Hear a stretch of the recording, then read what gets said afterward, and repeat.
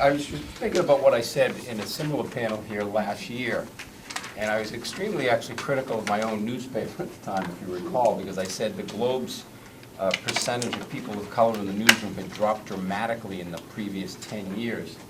I'm happy to report in just the calendar year that's passed, we've hired 3 African-American women in the Metro staff, and they're all dynamite. They're all young kids. I wish I was that young again. And they really are really terrific kids. And what starts me off on I always start with this, that the easiest way to mitigate racism in the newsroom is to have newsrooms that are more reflective of the communities they cover.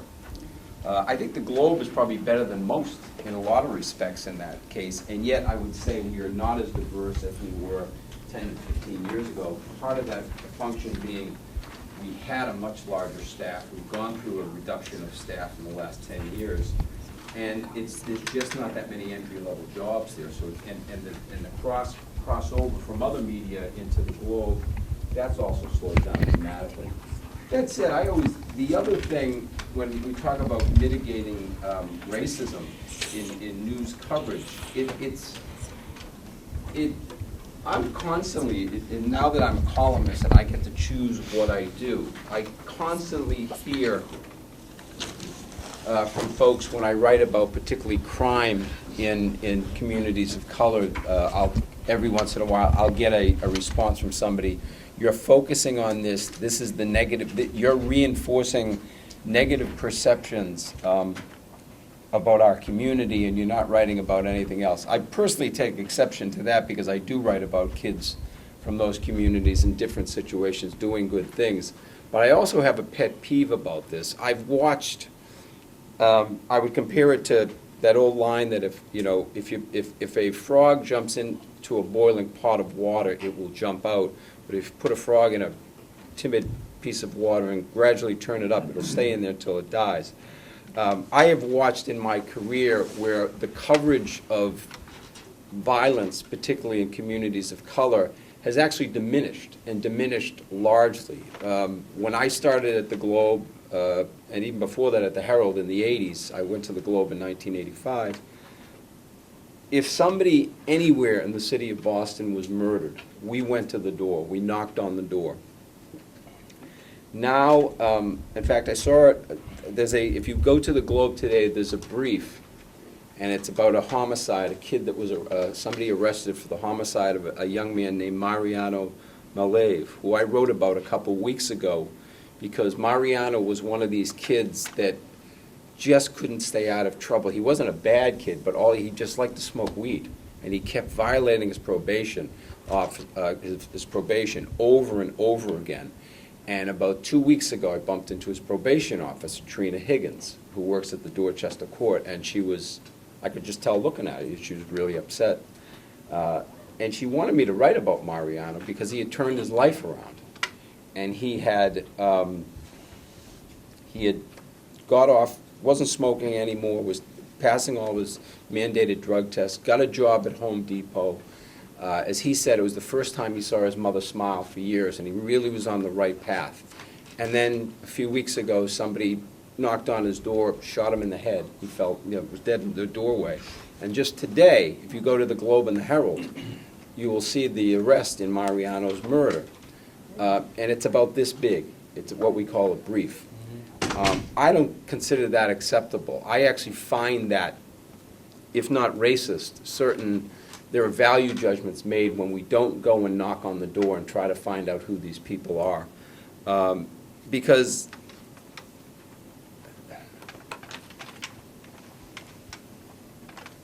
I'd say in my career over the years, what I was always surprised at is when I did knock on those doors, I found something I didn't expect, whether it was a very tight, close family, whether it was a kid like Mariano who was trying to turn his life down but just didn't get far enough away from the streets.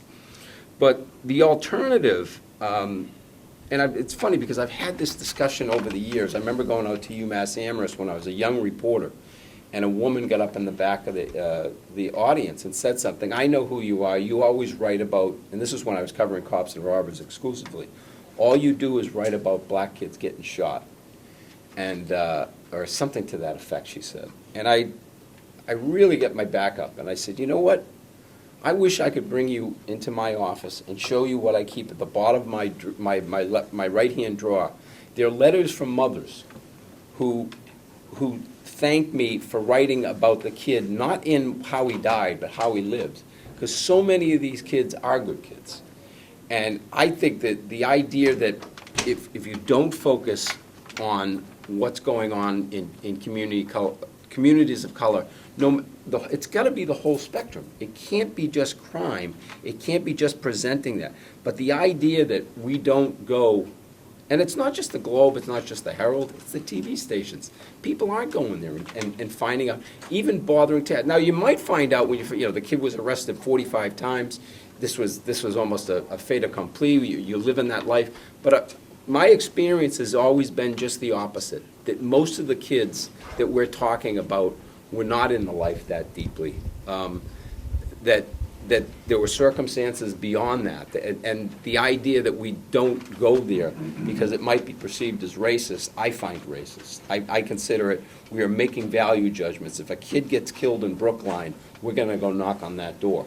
And I think if a kid gets killed in Roxbury, North Dorchester, or Mattapan, we should be knocking on that door too. And like I said, there are people that would take me on that and question me on that. But the flip side of this is we can't just be covering those issues alone, because that defines the community only by that, and that's nonsense. It's not what is going on. I mean, I tout my colleague Adrian Walker, who's done some really good stuff on Roxbury Community College about what's going on within there. It's sort of an administration that's sort of amiss right now, and it has to, and that's the sort of thing that, I wonder where else you would read about that if you weren't going to read it in a place like the Globe that has the resources to do stuff like that. But I'd rather hand off to Celeste at this point, but there's two things that I would just end with, and one of it does come down to your newsrooms have got to reflect the people you are covering at all aspects, and whereas we tend to look at race and ethnicity, I would also throw in their class, because I also remember that my early years at the Globe, when we did have better representation among people of color, what was noticeable about, to me, is that most of those people that I met were from upper middle class, upper class backgrounds. They weren't working class kids. And I remember how hard the great Dave Nyan, who died some years ago, who was a terrific columnist at the Globe, every year David would bring in some working class kid, whether he was black, Latino, the Cape Verdean kids in more recent years, and try to get them a job somewhere in the Globe, and it was really hard. So I throw that out there, that when we talk about having more diverse newsrooms, it can't be just about color. It really does have to be about class, too. Thanks, Kevin. Well, let me take it the next step from what Kevin said, which is that it also has to not be about color. And it has to be about color not just in the newsroom. I mean, let me give you some extremely real-world experience. And you were saying you picked on the Globe last year. Well, I'm going to pick on my own show this year. And that doesn't mean it's not a fantastic show. It just means I work there for hours every day, and I know it best. And if I'm going to throw some criticism around, I might as well throw it at me and my own staff. Public radio has for a very long time trying to do race better. We've invested millions of dollars, Liz can attest to this, between both there's two public radio networks, by the way. There is National Public Radio and there is Public Radio International, two. Everyone seems to think that every show is NPR. I understand, you don't need to, But we work for PRI. Both NPR and PRI have invested years. They've invested untold amounts of hours, and they have invested millions of dollars trying to get better at race, minority coverage, trying to attract minority listeners. Young listeners also, which, as we can tell from the census numbers, are largely more and more minority if they're younger. We stink at it. We're still terrible. Years and years later, millions of dollars later, we are still terrible at it. Now you have to ask yourself why. It certainly is not because the people at NPR are prejudiced. It's not because the people at NPR or PRI have more biases than the rest of the country. It's not because we refuse to report on minority issues. That's completely not true. So myself as a member of, for a very long time, National Public Radio and now Public Radio International, I have had this discussion with myself for a very long period of time. Why does my industry suck at diversity issues? And you excuse the profanity, but that's really what it comes down to. It's just that blatant. We're terrible at it. And I'm going to tell you what I've kind of some of the things I've arrived at, and they're works in progress as theories go. Number one, National Public Radio is admiring of diversity, and we are anthropological about diversity. We cannot get enough of looking at what brown people do in all kinds of different places. We think it is fascinating, and we're going to tell you how great it is that these brown kids in Poughkeepsie are doing this one thing. And we will send someone out there and we will invest, and will often be a brown reporter who has been educated at Columbia to report on what these brown people are doing in Alaska. That's one thing. And I won't comment any further on that. The other thing is that our administration, while our newsrooms are getting more and more diverse, and come on, we all know it. You guys have heard the names on National Public Radio. Mandalita Barco, which was named the best name in all of public radio, right? Sneakta Prakash. All of the fantastic names will tell you how diverse public radio is. We are diverse. We are. Not as diverse as we need to. Yeah, Lakshmi Singh. Yeah, Celeste Headlee is not so great, but still. Yeah, I know. But we are diverse. But these exact same people, like myself, diverse people, brown people that we hire in the newsroom, Asians, blacks, Latinos from all corners of the earth and all classes, will then come in and report 90% of their stories about white males who are in power. So you have to ask yourself, if that is the case, that we're still getting the exact same story selection out of brown people, then it must be something else besides bias, right? I mean, they're not racists at National Public Radio. So let me trace for you the evolution of a story and help you to understand why that happens. Why the story selection then gets whitewashed by the time it reaches, in our case, your ears, in Kevin's case, your eyes. Number one, the executive producer of our show is a 50-something, maybe 60-something, white Jewish guy, okay? Very nice guy. Very nice guy. But he's a white Jewish guy, okay? Editorial decisions are largely made based on gut. You have very smart people, highly trained people, who then say you have an 8-minute segment. There's a hole in your show that's 8 minutes long. And they have 5 different pitches from different members of the staff, all of different stories that they can fill in that hole. And that executive producer has to make the decision between these 5 things. And he's going to make that based on his gut. Which one of these is the strongest story? Which one of these has national legs? National legs means that it's going to be of interest and import to the largest number of people nationally. And again, that's based on his gut. Now, I'm not saying anything bad about guts. Guts are very, very good measures. And when you're a highly educated, highly trained person, a gut can be the best barometer that you have. But this particular gut belongs to a perhaps 60-something, though maybe I'm adding years to his life, white, privileged guy. And the decisions that he's going to make, even though there's not a prejudiced bone in his body, are going to be based on that experience. Now, those exact same people are the ones who are also training our young and up-and-coming journalists in Columbia J School, and at Harvard, and at USC, and at the University of Michigan. Go Blue. Those kids are going to sit there in their classroom, and the teacher's going to say, all right, here's the New York Times, here's the Washington Post. I want you to write me out the list of the top stories of the day, and I want you to put them in order of importance. This is a very, very standard assignment in J School. And they're going to write a list, 1, 2, 3, 4, 5, 6, 7, 8, 9, 10, in order of importance. Okay? Now, I guarantee you that in order to get an A on that assignment, they have to start with the exact same story that would lead CNN this morning. The exact same story that would appear on the front page of the New York Times, the same story that would appear in the Washington Post. Because as far as that J School person is concerned, the teacher is responsible for training them how to operate in this business, and the student wants to learn how to say the right answer. So they're going to go with the one that the largest number of outlets, the largest outlets in and of themselves, think is the top story of the day. Now, is that going to be the story about the neighborhood, if you saw my keynote yesterday, in Cleveland, of community organizers buying up property and tearing down old homes? It is not, because that would never make it onto the front page of the Washington Post. Unfortunately, they then come into our newsroom, and we hired them because they have this incredibly diverse background, and we say, we want you to use your background and bring us stories no one else is bringing, but they're still going for the right answer.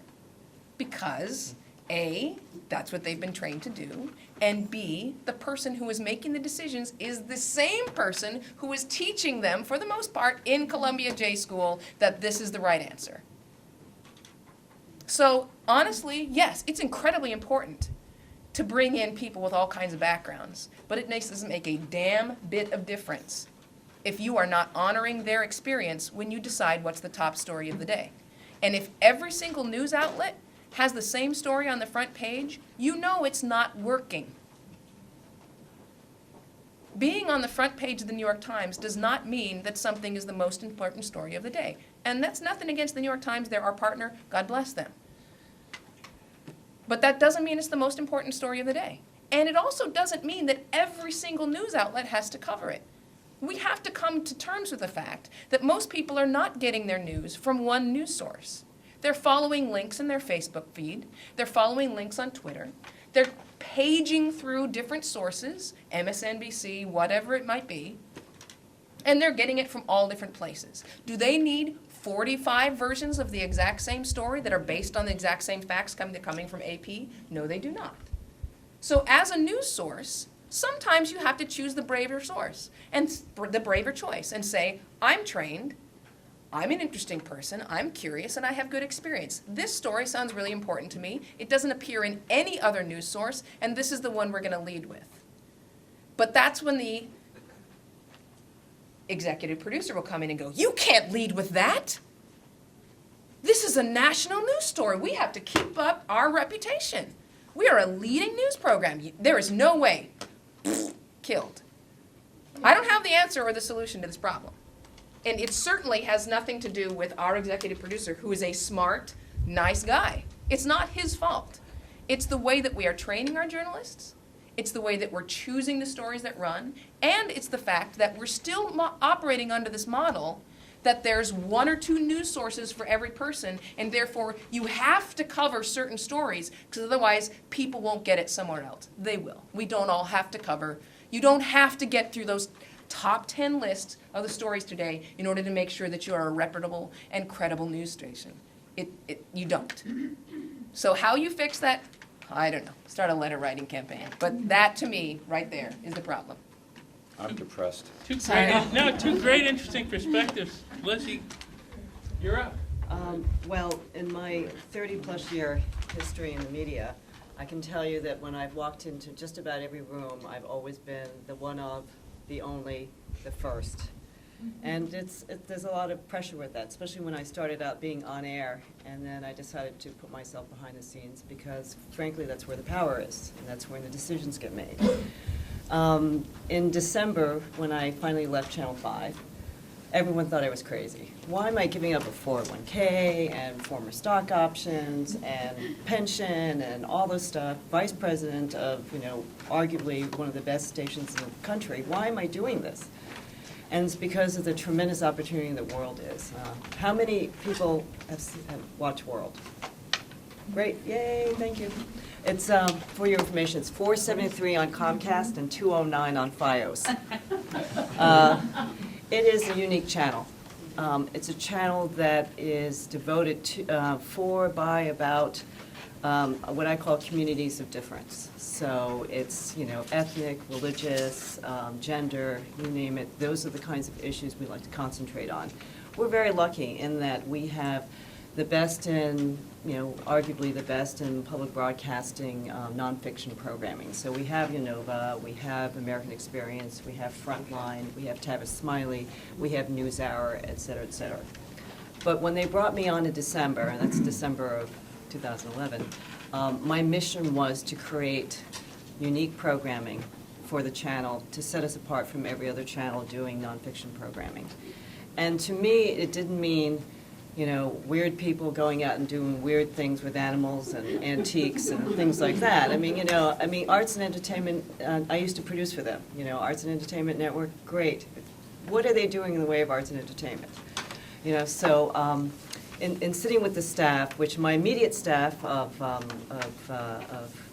there are 6 of us, of which 5 of us are people of color. We were sort of thinking, what can we do to make a difference in this channel? So I thought, rather than just talking endlessly, I would show you. No, I'm in the way here. I have a little 3-minute sizzle reel that we just put together. We feature Afropop, which is a series on African American culture.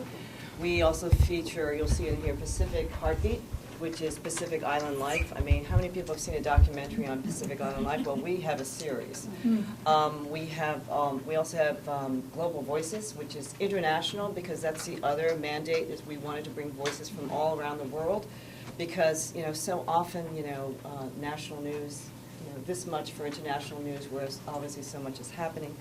So this is just a sizzle reel, so you'll see a little bit of what we've been trying to do. Hopefully I can work this. Get the lights. It's our new logo. The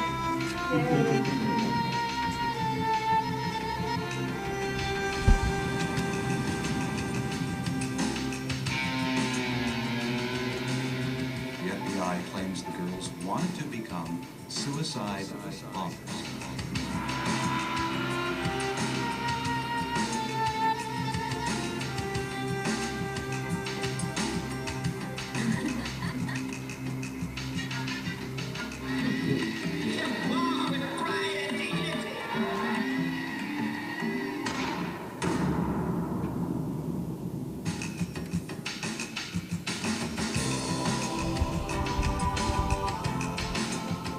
Mariachi is a man's world, it's not a woman's world.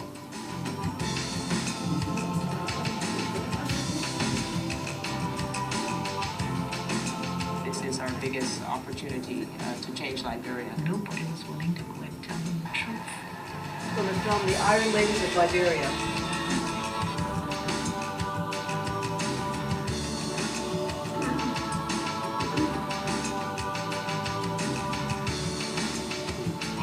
Sharing the traditional folk music of the Caribbean. I'm scared. He's gonna put his life away, and when he wakes up, it's gonna be too late.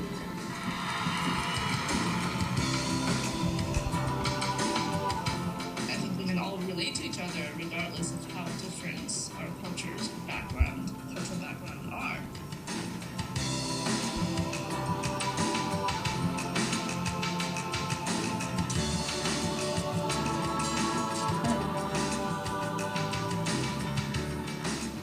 Heard it from Mitt Romney. It seems like we've just entered the general election.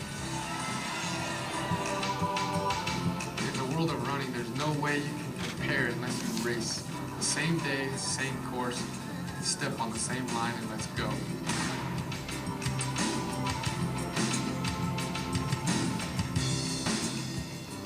Buildings I've bought since my first game here and since this game today.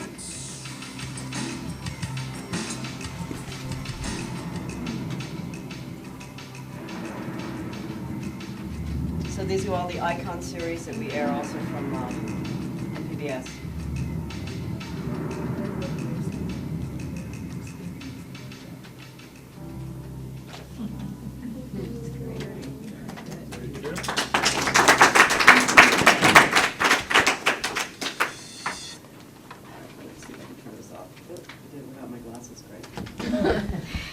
So as you can see, the few things that we're piloting, so I'm hoping nobody will tell anybody that we're doing this outside of this room, but we're piloting putting the World Radio Show on World.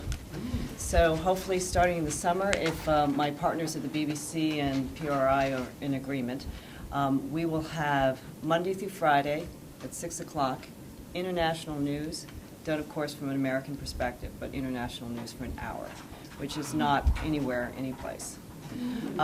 We were also piloting a 52-week documentary series that's really about communities of difference. I'm working with POV and Independent Lens, as well as the National Minority Consortia, which are media organizations that represent Native Americans, African Americans, Pacific Islanders, Asian Americans, and African Americans. And essentially, we put out a call for entries, and we're looking for 1 hour to 90-minute long documentaries on our American life, basically. And that's what I think we might call it, is our American life. But documentaries that you might not see anywhere else, simply because there are no venues for it. But I'm trying to do things a little differently because it's so hard to promote one-ofs, as you can imagine, on schedules. So right now we're working with hiring 2 hosts. We'll do sort of a Siskel and Ebert type approach to each film. So give everything like a context. So, for example, Raising the Res, they might be talking about how difficult it is to have cross-country teams on a reservation and then competing with, other schools and other places. And they might talk about that and how successful the film was, et cetera, et cetera. They're 2 very different people, as you can imagine. And then, of course, we'll air the film, and then they'll close up with their comments. And they might agree and they might disagree. But I'm hoping that people want to tune in to see what these 2 characters have to say about the film on a 52-week basis. You saw a little bit of our election coverage. When I arrived, I said, I really want to cover the New Hampshire primary, the South Carolina primary, the Florida primary, and then others going forward if it warrants it. And when we came up with a budget, they said, well, let's see, the first one's going to cost $60,000. And then if you want to do 3 in a row, so we're at close to $200,000. And I looked at them, I said, we're going to do it for 1/4 that. And they go, well, how are we going to do this? And it's through technology. I mean, if we have to rely on satellite dishes and studio and this and getting the person in, chances are it's going to cost a lot of money. So what we ended up doing is, for the first time at GBH, we did Skype, which has become much more de rigueur for most news organizations, but usually from hotspots. But we decided that to get the kind of folks that we wanted to get involved with this discussion about primaries, we needed to do Skype, and we needed to do it in an economic way. So, for example, for the New Hampshire primary, I convinced my friends, I used a program, MUR, to give me their precinct-by-precinct coverage, and then we did our own wraparounds. And so we had Ali Akbar from Texas, who is a blogger and started a Tea Party blogger. He's Asiatic Indian, but he also started the AnyoneButMittRomney.com website. We never would have been able to get him because he's not near any studio where we could reach him. We had Carlos Harrison from Florida, who is a Pulitzer Prize-winning reporter but writes for the Huffington Post Latino Voices. And he wasn't going to leave his house to do anything because he was busy reporting from there. So we had, a real diversity of voices that we never would have gotten had we done this sort of in-studio, got to have a satellite, got to have, 4 or 5 people, getting this out there to people. So we ended up doing it for, doing all 3 for $50,000.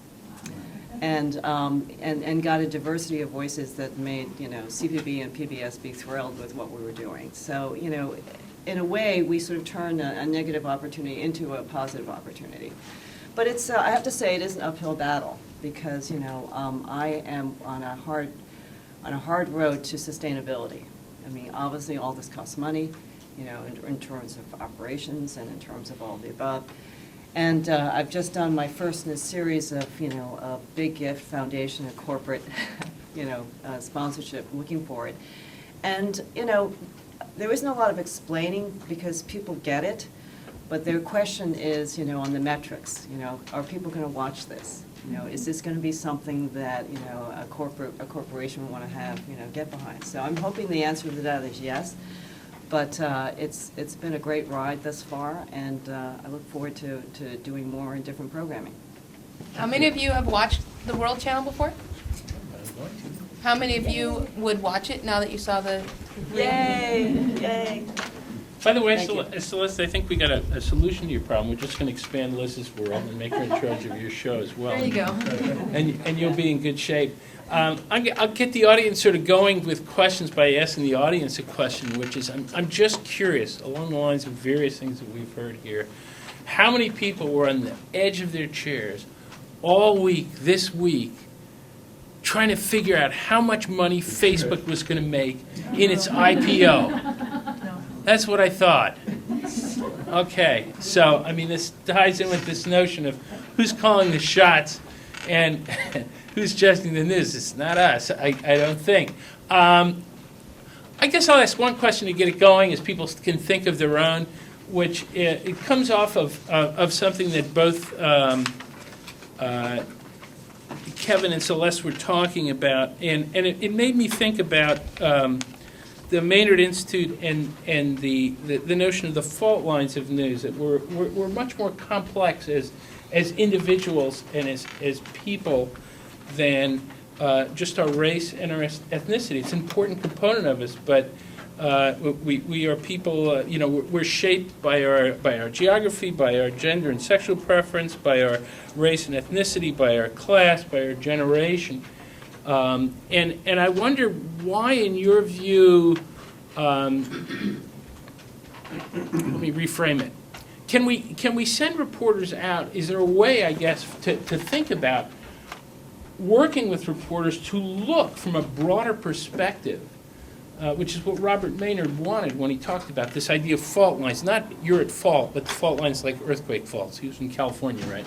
But this notion of we are complex in our makeup, and how do we begin to get reporters and editors to recognize that stories are more complicated than these very clean and often wrong narrative lines? I mean, at some level, I come back to the Trayvon Martin case and the the early stories there that George Zimmerman, which the New York Times did capture, is it's not the white guy versus the black guy. It's more complicated than that. His background was, his mother was Peruvian. How do we get beyond these just sort of race-based frames of news? I think you can let it. I mean, I'll just offer an example in my own experience that probably all remember a couple of years ago, the federal government went after Chuck Turner, city councilor in Boston. I don't think anybody could have predicted the way this broke down. I mentioned my buddy Adrian Walker. We've sat across from each other for 20 years. And Adrian was very throw Chuck in the can. And I think I was the only columnist in the city that defended. It was complicated because I wasn't defending Chuck Turner per se. I said he's not corrupt. And I said what they did, they're punishing him because he would not testify against Diane Wilkerson. That's all that was about.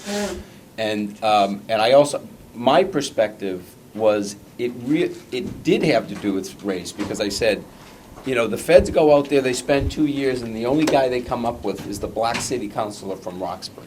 And I just said, please, give me a break. But the other thing, my perspective on that was really informed by having covered law enforcement for so long and knowing that the federal government has more than anybody else in law enforcement discretion. They made the decision to do this. And like I said, they invested very limited resources in actually getting Chuck Turner and then spend unlimited resources to put him in jail. And I found that repulsive. I thought it was a wrong, and I did think it was racist. I did not believe they would do it to the white city councilor from West Roxbury, in my heart. Adrian had a completely different perspective. Adrian's perspective was this guy took a bribe. And that, we can't have, this guy can't be the representative of the community. He's out there taking the bribe. And we had completely different views on this.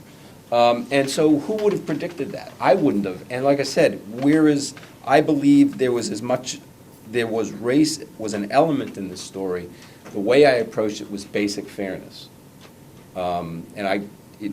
Chuck actually sent me a very nice letter, which I didn't expect to get, because one of my lines, I said, Chuck's not corrupt, he's nuts. And I said, if being nuts is against the law, I said, we don't have enough room in prison to put all the nutty people away.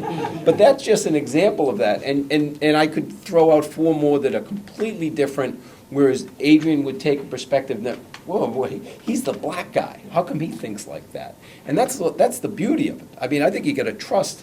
The reality is Adrian Walker is like a very good reporter and was a great reporter before he became a columnist. So it's an organic process when you let people grow up in the business and they start off covering fires and all that stuff. By the time they get to the perspective of being a columnist, they bring things to the table that I don't think anybody can predict. I would say get rid of J School, honestly. I think that You don't like us much, so I got that. it's it's nothing to do with J School. Yeah. It's that, and I think that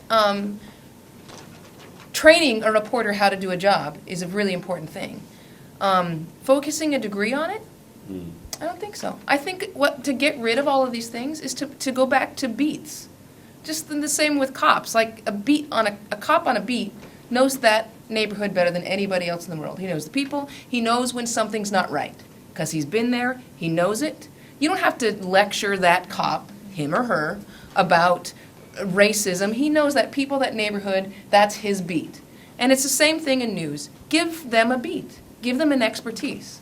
Then you're not going to be having discussions about whether what they're covering is racist. You don't have to tell them to get into the complexities, because that's their expertise. They know it better than anybody. Let me come off of that, if I can, a little bit. One of the things when I was an editor at San Jose at the Mercury News, that we changed our beat structure in part because the paper really stepped in it in the gang series, and that infuriated the Latino community in East San Jose.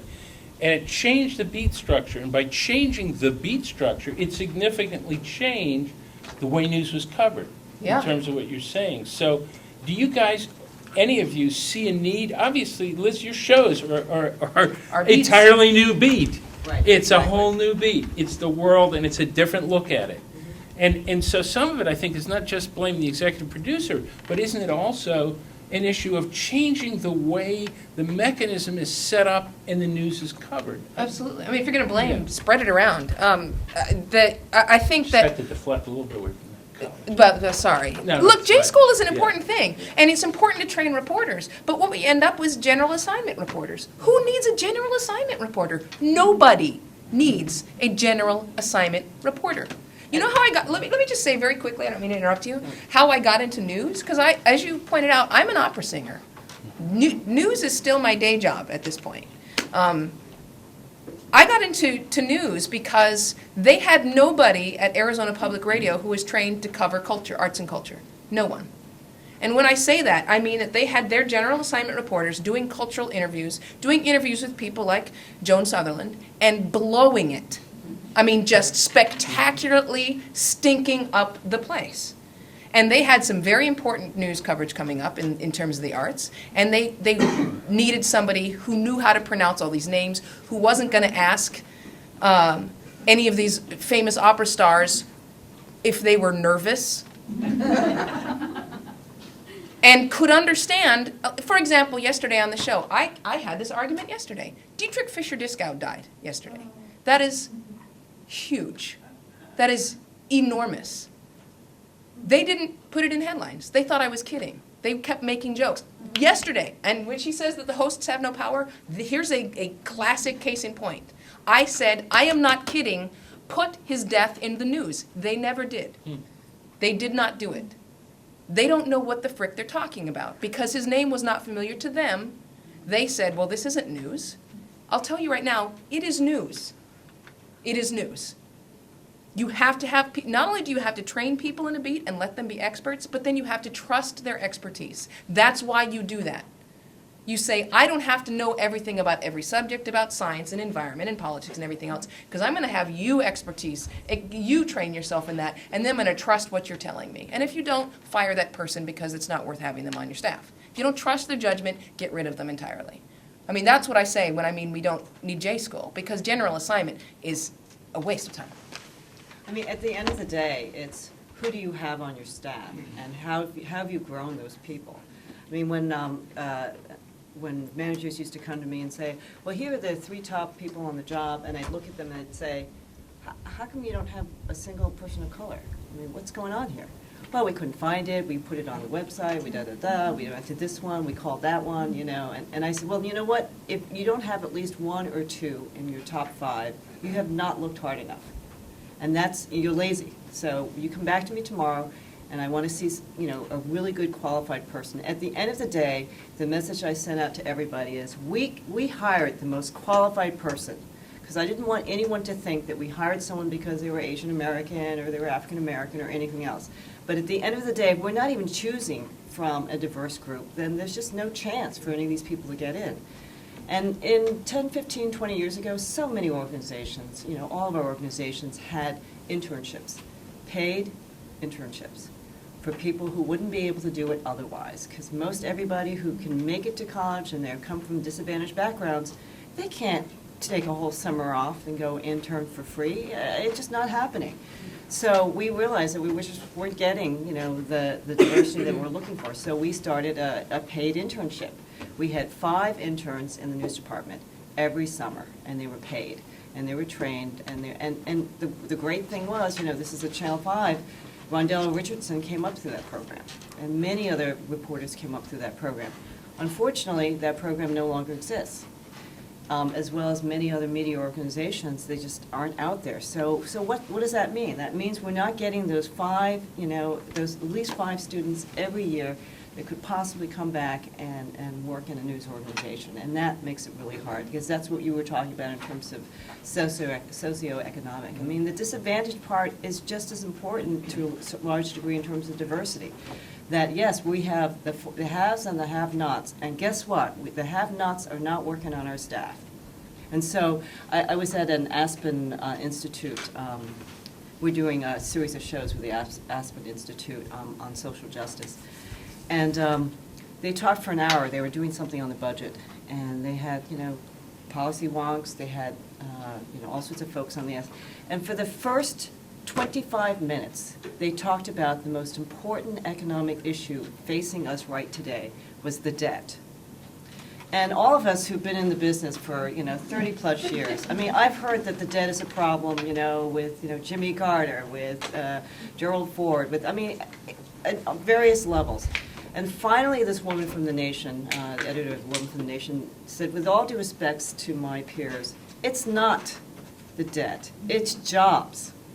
And the whole place erupted because, you know, these folks were in their ivy towers, and they're saying that the most important thing was the debt, and this was not resonating with anyone. So, you know, so not even having those people on that level, either socioeconomic, you know, people of color, gender issues, any of those kinds of things, if you don't have those people on your staff, you're not going to be covering those stories in a way that speaks to a diverse audience. I think what Liz and Celeste have both talked about, to me, it belies this whole, the liberal bias of the media. I find that amusing, because the way the media, the way you're talking about the structure of journalism instruction, the structure of the corporate ladders of journalism, wherever you're talking about, they're incredibly conservative.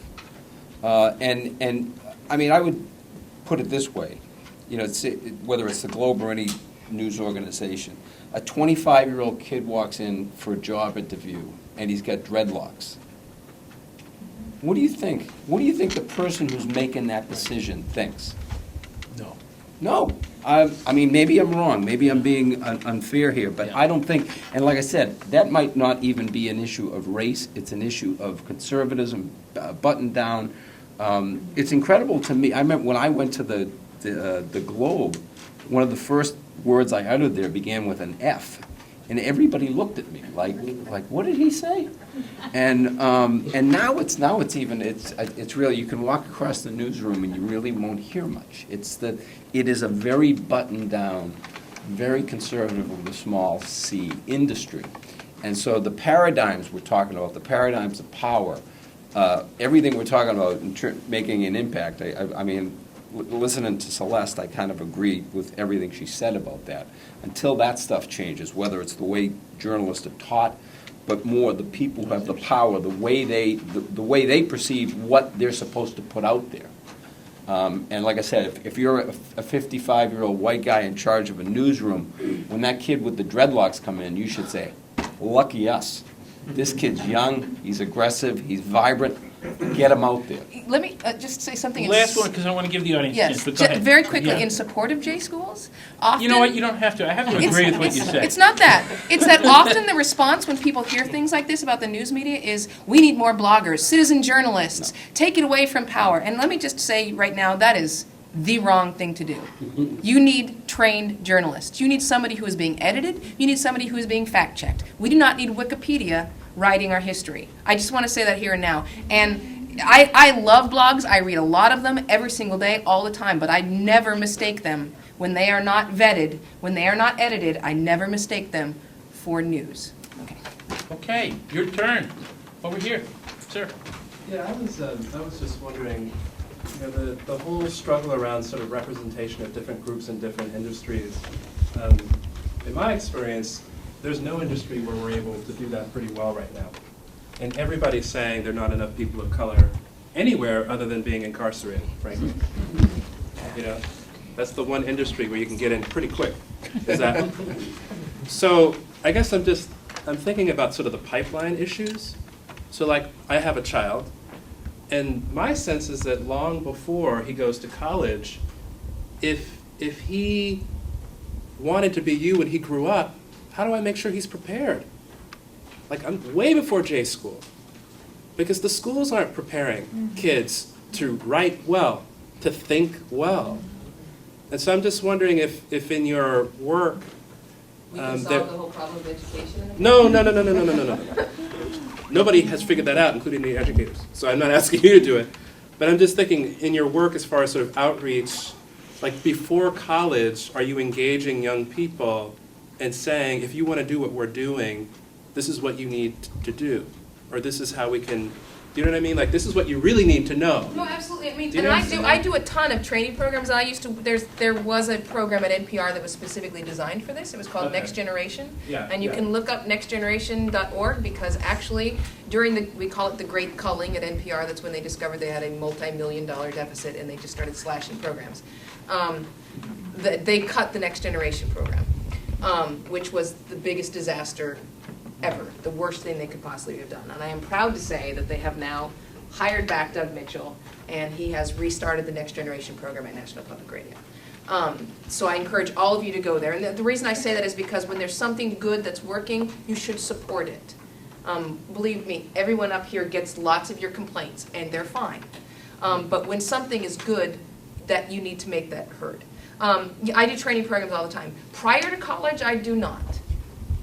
There's just not, I don't know how much we can do to outreach, to get kids interested in politics. They're not interested. It's too late.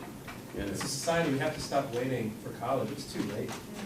When kids ask me, I hear from kids all the time, and I grew up in Malden now, and now it's a much different place than when I grew up. So I hear the kids that run the student paper, I hear from every year, and they tend to be Haitian kids, African kids, kids from Eastern Europe, and they ask me, what should we be doing now? I go, well, you're doing the right thing, you're on the student paper.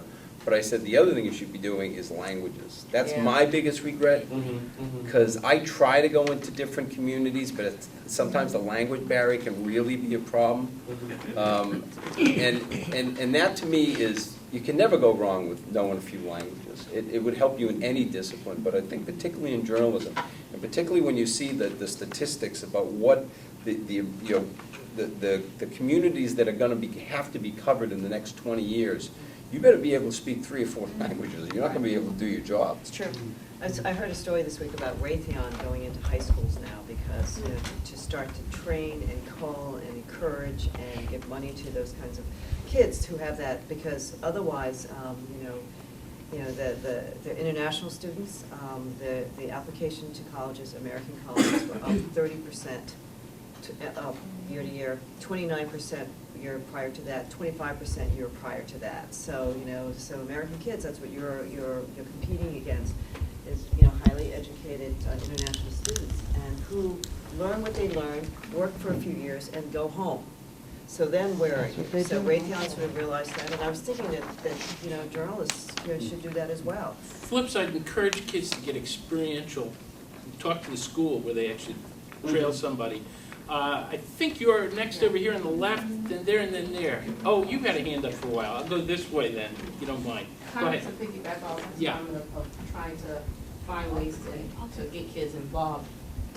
Aside from kind of like the journalism piece, there's community access television. I learned how to edit.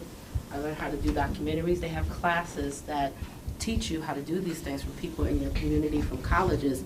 And I was wondering, do any of your organizations reach out to those areas to say, can we find people that have produced shows here to possibly work in our organization? Because sometimes they're great shows, and they have the power to do just the same thing that you guys do, but just not on that national level. Absolutely. In fact, I encourage, a lot of kids who want to get experience, and they say, listen, Liz, I don't want to go to Alaska or, to the ends of the earth in order to get my first job in journalism, because that's what they would say to everyone. Just take that first job that comes along and get on there. I tell people to go to community, their community stations, because... And public radio stations have Right. internships as well. They have unpaid. internships, right.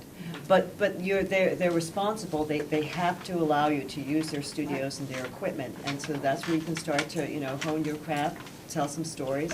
There are a lot of university-based but also community-based television shows too, where you have professionals or people who have worked elsewhere who will help to train you. Yeah. Pam. I have two different questions. One is really about your industry and whether maybe there's kind of a perception on the inside that because you're the news experts that you already kind of know what your own problems are, but it kind of sounds to me as though maybe there's really a need for some, whatever you want to call it. I think diversity training is kind of a euphemism, but I think it's really like the healing racism training. And I kind of take issue with, like the cop who knows his beat. I know in my own town, we got our gumption up and decided to challenge our chief of police because there was some discrimination going on with Boston kids who are in our school system, but they're Metco program kids. And there's a little diversity network. Chief of police came to us and he asked if we could help. He said, I got the money. I've actually got the mandate. I have to do this sensitivity training. We want to do some of this healing racism stuff. And he kind of came clean. Anne's in the same town that I am. And he said, to tell you the truth, the problem for us is not the black-white. It's that we have this new Asian community. And he said, we get domestic violence calls, high school kids fighting with their parents. And he said, we go to the door. He said, our officers, they have no clue how to read the situation. They don't know how to interpret what is going on. And they went through this, we helped them out. They went through this whole training. This was before September 11. We happened to have one of the Boston area mosques in our town. And on that Friday after September 11, I thought I'd go drop off a plant at the mosque, just kind of as a gesture that there are people in this community that understand that you lost people, you're grieving too, because, there's all this negative stuff going on. So I drive in there. There's 2 police cars from our town and the next town, like head-to-head talking in the parking lot. And I swing around and I thought, oh no, I better go tell them what I'm doing. They're going to think, maybe I've got a bomb in the flower pot or something. So I swing around, to the police car, and I think the guy from my town recognized me from the race and training. And he said, oh, don't worry. He said, we're making sure that nobody bothers them. I can tell you that if they had not gone through that training, it would have been exactly the opposite attitude in that parking lot. Yeah, but again, there's no such thing as capital T, the capital M media. I mean, we're all... Organizations are different. Yeah, every organization, every media organization is completely different. Systematically, could my organization, Public Radio International, benefit from that? Absolutely. Would you be able to do this? Would you be able to say that to Fox? I don't know. I've never worked there. About 15 years ago, I'd say this is just from Boston media, all television stations had to do something that they called ascertainment, which meant that managers, so this wasn't just reporters, because the idea was reporters are out there all the time anyway, doing this, but that managers, editors, anybody who, had any kind of control over the product had to do ascertainment, which meant that we went out into the community and we would visit 3 to 5 different organizations every year, where you would just go and you would spend a day there or spend half a day there. And then it got to the point where it was kind of inconvenient for people, and people were busy and all that kind of stuff. And then it was okay to have the people come in. So now we're no longer going out into the community. Now the folks are coming in, and you're talking to and they're coming to talk to you. And then for some reason, it just all went away, And I always thought that was the best aspect, and which is why I'm on so many boards. It's because, I learned about these organizations, I believe in what they're trying to do, and then I wanted to do that. But for some reason, it was no longer a requirement for television stations, radio stations were doing it too, to go out and do the ascertainment or have people, community folks, come in and give firsthand information about, what's going on. I remember I was having, as we mentioned, I'm chairman of the board of the Mass Coalition for the Homeless, and a news director who remained nameless. I went in there and I said, listen, I really want you to do this story on homeless teenagers. That they're still trying to go to they're living in their cars, they're still trying to go to high school, their parents have completely failed them, and it's just a tremendous story. There's no services for them. They sort of fall in between and all that. And the person said to me, it's their fault that they're homeless. Oh. And I was like, well, okay, but this is going to take longer than I thought. But it's, ascertainment had not happened in like 10 years. So that you didn't get to hear from people that we're all like 2 paychecks away or whatever. And for no fault of their own, these teens, were homeless and still trying to get it done, still trying to have a life and get a degree. And it's really a shame because I haven't heard anyone talking about trying to get that institutional type program, because people were forced to do what they always felt that they were too busy to do. There's far less training now, I can tell you. Yeah. I mean, I just know that throughout my career, I've been in the business now 30 years, and most of that kind of training I went through would have been early in my career, and particularly the economic pressures on the industry, that's like the first thing to go. Yeah. Diversity training, and I think there's an assumption, and I think it's wrong, that people coming through the door don't need to be taught these things. But I agree with you. I think it's important, and for all, and on all sorts of different levels. And it's now the training seems to be more lawsuit based. Exactly. Yeah. How do we avoid this? You don't want to get sued for harassment. So or it comes up after. I remember the last one at the Yeah. Globe was after it, in which I love this story because it was they accused one of our an African American woman on our living art staff of getting a promotion or a raise because she was a minority. And the guy that sent that notice, he had been like a legacy at Harvard. And we hired him right out of Harvard. and I love that. The oldest form of affirmative action. Yeah, right. I'm going to jump in and just say we started a little late. We'll go a few minutes over, but I got 2 of the questions. I'd like to get them both in. So take it away. I'm sorry. One statement, as an old ex-newspaper guy, I agree with exactly what you said. I'm one of the guys who took his press test on the Olivetti manual. I'm at home. And he said the worst thing that ever happened to the business was that you could get a degree in journalism. When you stopped learning the craft out there in the field, you ceased being a reporter, you became a stenographer. And that was my old editor's thing. How many of your agencies do outreach with high school kids? I work with the William Winter Institute. One of the things we do is a youth media project every year, in which we actually do media literacy. Yeah, we do do too. a camp WMIC has a huge program called Radio Rookies, and in fact, they send their finished product out, and Radio Rookies reports have won awards just on their own merits. So yeah, absolutely. We have a high school mentoring program. I just had a kid shadow me last month. In fact, I had to get rid of him. He's definitely going to take my job. The English high kid, terrific kid. I do want to say one thing, because I do teach in journalism school, and I want to say a few things. First of all, I teach ethics.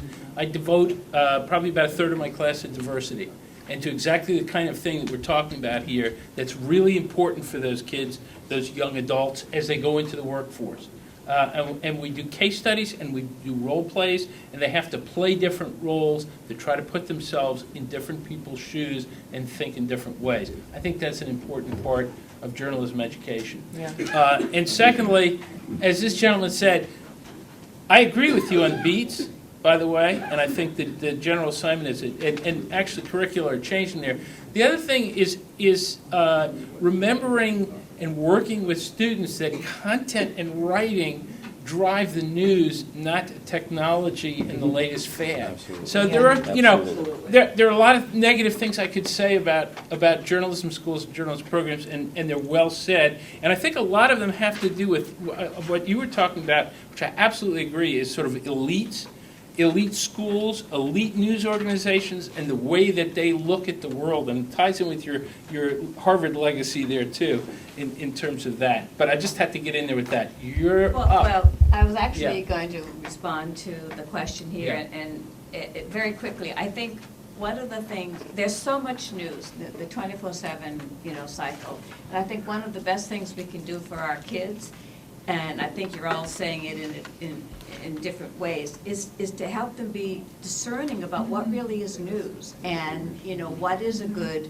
news reporter, what is a good anchor, and to help them understand that it's the in-depth, unbiased, honest, the hard work, and not just the 20-second thing that they see, and then making that seem like really, like respecting that on our level, because that's what they want to aspire to. Just like we need to respect scientists more now, and so that it's an honorable thing. You want to be a scientist. Wow, that's really good. Or, because we're losing that. And what the kids are honoring and what they're trying to go for are those fleeting things that aren't going to move the ball forward and aren't going to help. So I think that's something that we should be able to do. As important as writing is, it's not just about teaching people to make statements.